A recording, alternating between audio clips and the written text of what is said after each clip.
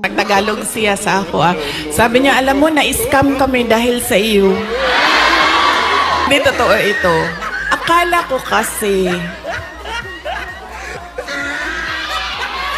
gusto niya ng mas magandang bayan, mas maayos na Pilipinas kung ano yung pinagdaanan natin noon.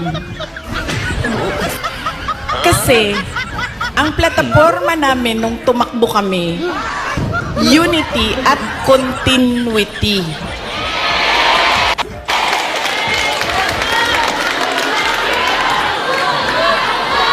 Nabudo lagi.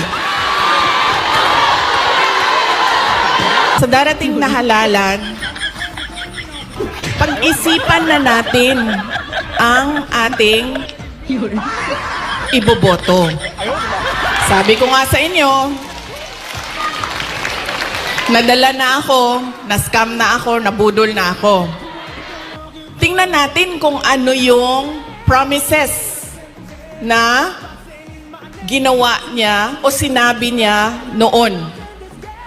Tapos, tingnan natin, binigay ba niya yung kanyang promise? Binigay ba niya ang pangako niya sa'yo? O iniwanan ka lang niya sa ere? At sumama sa iba? Nagtagalog siya sa ako.